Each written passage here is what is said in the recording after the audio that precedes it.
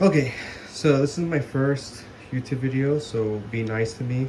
Um, but I just wanted to show off my plate carrier. I know people like AOR2, and this is like the first like fully kitted AOR2 plate carrier I've seen video, except for that like one airsoft YouTuber. Um, so I just thought I would maybe show this off. All this stuff, by the way, is all from AliExpress. So if you want to know where to get it, just go on AliExpress, type in FCPC-v5, type in Spirited Systems or SS Outdoors, and you will find all the stuff. And they usually have AOR2 options for all of this. So none of this is genuine. It's all It's all AliExpress stuff. But it does do an amazing job. I've taken this to multiple airsoft events. I've taken this to out in the woods, and it's held up great. Um, I have had it for about 7 months now, and it's doing great for me. So can't complain about the quality or anything like that. But I'll go over my setup. So first thing first, it is an FCPC version 5. It has HESCO M210 plates. It has a triple mag placard over here. Has the Faro Concepts magazine dangler and Immersion Gear single magazine pouches. This gives me a total of 7 magazines up in the front, and that's what I like it. I like it all up in the front in the fight. I got a Spirited Systems GP small pouch in AOR2, which I just hold my like headlamp and my Vortex, my Garmin, you know, that stuff. A knife, a multi-tool, you know. This is a Spirited Systems like spud pouch. I don't have anything in it right now, but I usually keep 2 IWA thermobaric grenades. 2 can fit in here comfortably, and that's what I use this for. I use it to hold 2 IWA thermobaric grenades. And it's really fun. And then I have a dedicated AOR2 smoke grenade pouch right here for the M15 large smoke grenade from IWA as well. So that's pretty cool. Over here I have a DM32 radio from Bofane. It's an alright radio. It has encryption, and that's like the best part of it, but to be honest with you, that's all I can say is a good thing about it. It's a durable radio, it works, but there seems to be problems with like trying to get the group call to sync or trying to get time slots to sync, and it has problem with syncing other DMR radios, and I don't know if I'm messing it up or I'm just not programming right, but nothing can help me. But I have it linked up to the Falcon Communications Systems, or FCS, which is basically like the same company that is FMA, I think, the Chinese company or Hong Kong company, but this is their copy of the V20 PTT. The dual PTTs, the dual PTTs in here, buttons, do work, but due to the Kenwood plug for the radio, it's incapable for the radio to transmit for A and B. I know with the TCA 152 radios, this does work, but with the DM32, it doesn't work. But that's just another video to make about. But I have it routed, the Kenwood plug routed behind here, and then plugged back into here. The V20 PTT, as you can see, I have it kind of like barrel locked with shock cord, and the reason being is that there's a sled for your PTT. You could put it in here for the Faro Concepts plate carrier. There's like a little sled that you put in here, and it pushes your PTT out here. I hate that. One, it's just a piece of plastic that sticks out and it can snap on you, and I've seen people it snap. And I also don't like things sticking out of my plate carrier like that. And this looks like a much cleaner setup when it's pressed against the plate bag. And also when you use that piece of plastic for the wing, for the slide or the sled or whatever it is, it takes up the MOLLE space that you need to mount like your Juggernaut case or whatever. So my solution to that was just to take shock cord, wrap it around the horizontal MOLLE space, and then use the barrel lock to just hold it in place. And it's done amazing. It's held there really well, really tight, and it hasn't moved at all. So I like it that way. And then of course I have it routed up into my shoulder pads here to connect to my helmet, which I'll make another YouTube video about.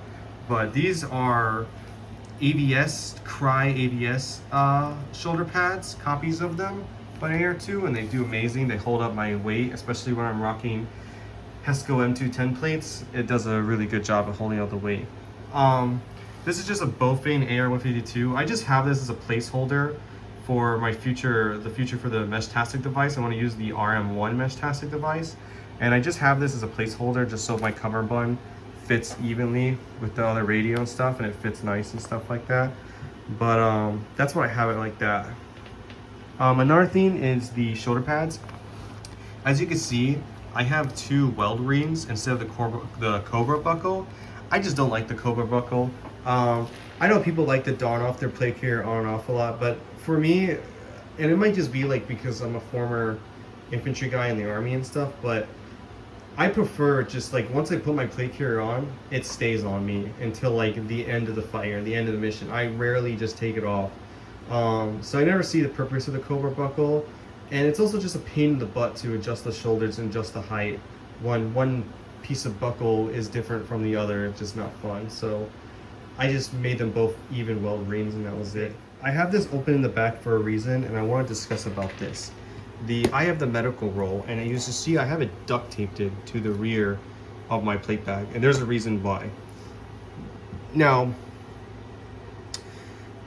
the Faro Concepts plate carrier bag has one piece of adhesive Velcro, a tiny square, and it's in the center, and it's connected to this adhesive part right here, this stretchy material right here, as you can see. And that's a major problem, and the reason being is that when you have heavy weight plates in the plate bag, all the weight is on the elastic. That's all that's holding up the plate carrier, or the plates inside your plate carrier. So that elastic is going to naturally stretch and bend down, which is going to cause your plates to dip down.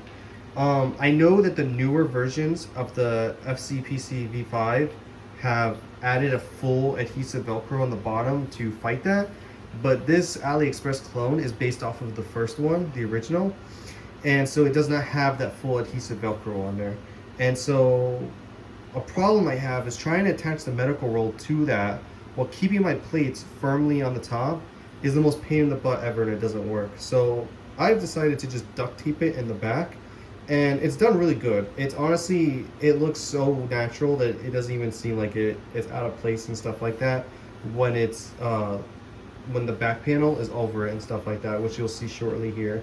Besides that, as you can see, the cattail relocation cable I have is relocated around here in the back, and it's for the Disco 32 45-inch blade antenna. And as you can see, the medical roll sits right here, and it doesn't even look unnatural or anything like that, and the back panel covers it. I really like this back panel. I love it to death.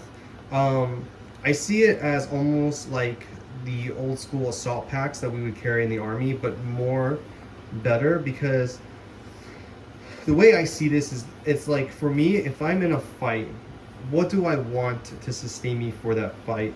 And usually I want like some toiletries, like dude wipes to, like, you know, wipe my ass after I eat an MRE, a few stripped down MREs, some spare batteries, spare ammo, spare water bottles. And that's what I can carry in this. I can put like water bottles, I put dude wipes, I put spare batteries, I put extra magazines. I even have a windbreaker. I can fit a windbreaker in here. And it does an amazing job because it lets you sustain out there for a little bit longer while being on your plate carrier without carrying a massive, like, you know, assault pack and stuff like that. And it keeps it pretty slim, so I love it. Attached to the back is this Disco 32 45-inch blade antenna. It's an alright antenna. I originally got the yogurt cup antenna, but did not like its performance. If it was for like 20 watts, it would be great. It's just not, for me, it was not worth the price. And same thing for this antenna. It's a good antenna, but when I tested against the TCA Prick 152 whip antennas, for the price, they're so much better than the Disco 32 one. You know, the TCA ones are also broadband, but they have a lower SWR all the way through versus this one. This one's like a 3.5. TCA, I think, is like a 3.0 to a 2.5. If you don't know what I'm talking about, it's just jargon. Just know for the price, the TCA Harris copy of the whip antenna is far better than the actual Disco 32 45-inch blade antenna, and so I wouldn't waste my money on this. For 200 bucks, it wasn't worth it. Besides, that's it. That is my AR2 plate carrier. If you have any questions, let me know. Again, please be nice. This is my first video. I've never done this, so I'm working on it. In the next video, I'll try to show off the helmet and stuff like that.